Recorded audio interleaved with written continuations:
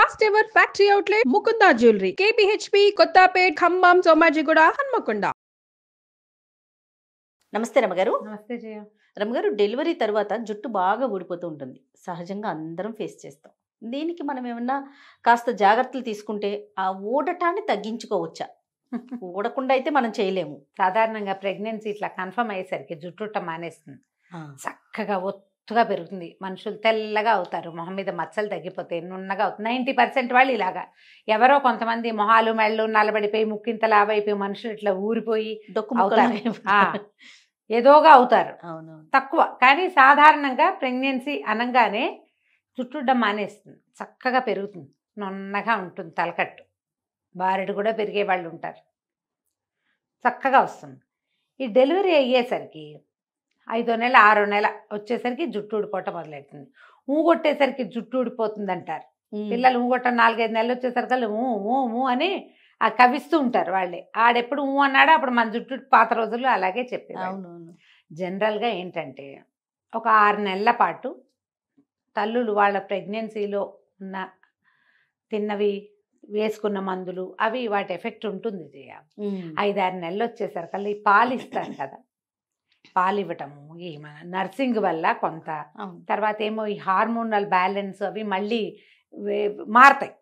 అంతకుముందు పీరియడ్స్ ఏం లేవు కదా మనకి, అది వేరే హార్మోనీలో ఉంది మన సంగతి. హార్మోనీ మారిపోతుంది శరీరంలో.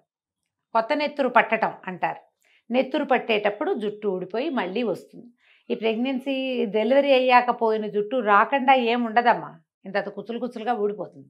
మళ్ళీ ఏడాది వచ్చేసరికి మళ్ళీ వస్తుంది తల. ఈ లోపల మళ్ళీ మనకి ప్రెగ్నెన్సీ వచ్చో, జ్వరాలు వచ్చో, దగ్గులు వచ్చో, జలుబులు వచ్చో, ఏ మోషన్స్ అయ్యో, ఏ థైరాయిడో కనపడి రాత్రులు అస్సలు నిద్ర లేకుండా పొద్దునే వీళ్ళు ఆఫీసుల్లో చేరిపోయి చాలా స్ట్రెస్ఫుల్గా అయిపోయి స్ట్రెస్ అవుట్ ఎలాగో అవుతారు. ప్రెగ్నెన్సీ పిల్లలతోటి పోస్ట్ పార్టము కూడా ఉంటుంది. కొంతమందికి పిల్లల్ని హ్యాండిల్ చేయలేక స్ట్రెస్ అవుట్ అయిపోతూ ఉంటారు.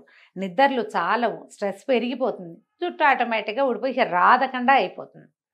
బేసిక్ నీడ్స్ కొన్ని ఇవ్వాలి శరీరానికి. మనం ప్రెగ్నెన్సీలో పోషణ బాగా చేస్తాం, పిల్లలు పుట్టాక పోషణ తగ్గిపోతుంది, మన మీద తగ్గిపోతుంది. ఈ పిల్లాడి మీదే ఉంటుంది కదా, చంటివాడి మీదే ఉంటుంది, దాంతో వస్తుంది.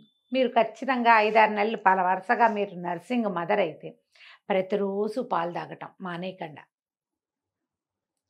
ఎనర్జీ డ్రింక్స్ ఏవో ఇస్తారు, డాక్టర్లు ఇస్తున్నారు ఇవాళ, అవి పుచ్చుకోవటం. ఆ హార్లిక్స్ ఈ హార్లిక్స్ ఏమిటో రాస్తున్నారు కదా, తీసుకోండి, అవి మానేయకుండా.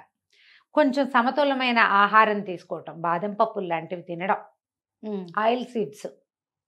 ఇందులో ఏమవుతుందంటే కొన్ని పిల్లలకు అరగవు, కొన్నిటికి మనం పథ్యం చేస్తాం. ఈ పథ్యం వ్యవహారాల్లో ఏమవుతుందంటే సాధారణంగా ఈ సమతులమైన ఆహారము, హెవీ ప్రోటీన్ ఇంటేకు అవి ఉండవు. ఐరన్ లాస్ ఆటోమేటిక్గా జరిగిపోతుంది. ఈ లోపల పీరియడ్స్ వచ్చేసినాయి అనుకో, ఆటోమేటిక్ ఐరన్ లాస్. అవును కదా. ఇన్ని కారణాల వల్ల ఊడిపోతుంది జుట్టు. మీరు ఖచ్చితంగా ఐరన్ రిచ్ ఫుడ్ తినడము, ఐరన్ విత్ జింక్ ఏదైనా తీసుకోవటము, రాగి మాల్ట్ లాంటివి తీసుకోవటము, తర్వాత డాక్టర్కి చెప్పి నాకు వీక్ ఫీలింగ్ ఉంది, లేకపోతే నాకు నిద్ర పట్టట్లేదు, నాకు జుట్టు ఊడిపోతుంది, ఇలాంటివి చెప్పి జనరల్ మెడిసిన్ కూడా ఒకటి తీసుకోవటము ఏదైనా చేస్తే మీకు జుట్టు పుట్టడం కొంత ఆగుతుంది. పోయిన జుట్టు మళ్ళీ వస్తుంది. ఓకే, సాధారణంగా వస్తుంది, రాకపోవటం ఏమి ఉండదు. మనకేంటంటే ఊడిపోయింది కనపడుతుంది, నెత్తి మీద మొలుస్తున్నది ఏం కనిపిస్తుంది, అది బాగా కిందకు వచ్చేదాకా మనకు తెలియదు జుట్టు లావెక్కింది అనే సంగతి, నెత్తి మీద ఉంటుంది కదా. ఇలా మనం ఆహారం విషయంలో కొంచెం మెడిసిన్ ఏదైనా కూడా మల్టీవిటమిన్ లాంటివి తీసుకోవటము. కొంతమంది ఏడాది ఎన్నర్థం వచ్చాక కూడా పాలిచ్చే వాళ్ళు ఉంటారు, వర్క్ చేస్తూ కూడా ఫీడ్ చేస్తున్న మదర్స్ కనపడతారు. పాలు తీసి పెట్టడం, ఇప్పుడు వచ్చిందిగా అవకాశం, పాల ప్యాకెట్లు పంప్ చేసేసి తీసి పెట్టడము, అవే పట్టుకుంటూ ఉండటం. పిల్లలకి పంప్ చేస్తున్నాము అంటే లోపల నుంచి బయటకు రావటమే కదమ్మా. అంతేగా. మీరు ఐరన్ లాసు, కాల్షియం లాసు, ఇంకేదో విటమిన్ లాసు ఆటోమేటిక్గా అయిపోతూ ఉంటాయి. దాని ఇంటేక్ కూడా ఏదైనా ఉండాలిగా. ఆమె నర్సింగ్ మదర్ అని స్టార్ట్ చేయండి డాక్టర్తో చెప్పినప్పుడు. నేను ఇవి ఫీల్ అవుతున్నాను, ఫెటిగ్, నువ్వు ఫీల్ అవుతావు, అలసట వల్ల జుట్టు ఊడిపోతుంది, వాటి అన్నిటిని చెప్పి అవన్నిటిని అడ్రస్ చేస్తూ మీరు ఏదైనా మెడికేట్ చేసుకుంటే ఇది తగ్గుతుంది. అక్కడి నుంచి సాంప్రదాయ ఆహార పదార్థాలు ఉంటాయి, మినపసున్ని తినటము, గోందు లడ్డూలు, మన వాళ్ళు ఇప్పుడు గోందు లడ్డు చాలా ఫేమస్ అయింది.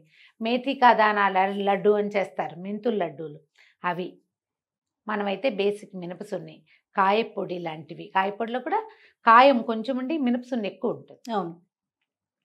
బియ్యపు రవ్వతోటి చేసిన ఆహార పదార్థాలు అలాంటివి తీసుకుంటూ ఉంటే మెల్లిగా మనం ఏ ఐరన్ కోల్పోతున్నామో అది శరీరానికి అందుతూ ఉంటుంది. సిట్రస్ ఫ్రూట్స్ తప్పకుండా తినాలి. మీరు ఐరన్ రిచ్ ఏం తీసుకుంటున్నా దాంతోపాటు సి విటమిన్ వచ్చేవి జలుబు చేస్తాయని తినరు. దీనికి ఒక సిద్ధాంతం ఉంటుంది.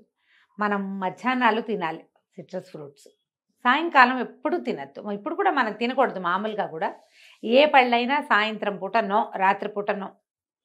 మధ్యాహ్నం పూట తింటే సిట్రస్ ఫ్రూట్ వల్ల మీకు జలుబు చేయదు. మీకు నర్సింగ్ మదర్ అవటం వల్ల పిల్లాడికి జలుబు చేస్తుందేమో, మనం కమలా పళ్ళు తింటే, మనం బత్తాయిలు తింటే ఎలా డౌట్లు వస్తాయి. అవును, అలా అవ్వదు. మీరు మధ్యాహ్నం తింటే మీకు కావాల్సిన సి విటమిన్ అందుతుంది.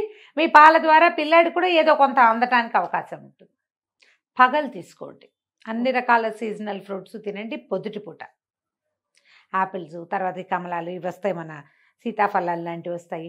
సపోటాలు తినచ్చు చక్కగా, జామ పళ్ళు తినచ్చు, ఏవైనా బప్పాస్ పళ్ళు తినచ్చు. బప్పాస్ వల్ల పాలు పెరుగుతాయి, మీకు ఒంటికి కావాల్సిన కొన్ని రకాల విటమిన్స్ అండ్ మినరల్స్ కూడా అందుతాయి.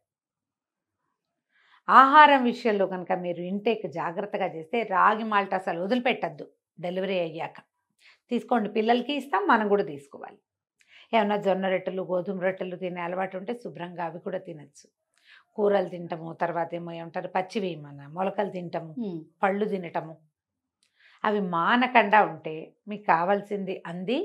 పిల్లలకి పాలు ఉంటాయి, మీకు నెత్తి మీద జుట్టు కూడా ఉంటుంది.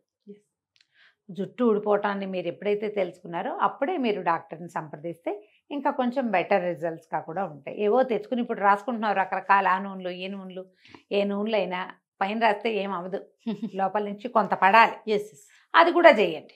రెండు కలిస్తే బాగుంటుంది, మీకు రిజల్ట్ బాగుంటుంది. ఇది చాలా సహజమైనది అనుకోండి, హాయిగా ఉంటుంది. మనసు టెన్షన్ ఫీల్ అవ్వకూడదు. అందరికీ ఊడిపోతుంది, ఎవరైనా ఇంతే. ఇలా ఆలోచించండి, హాయిగా ఉంటుంది. రైట్ రమ్మగారు, నమస్తే. నమస్తే చే.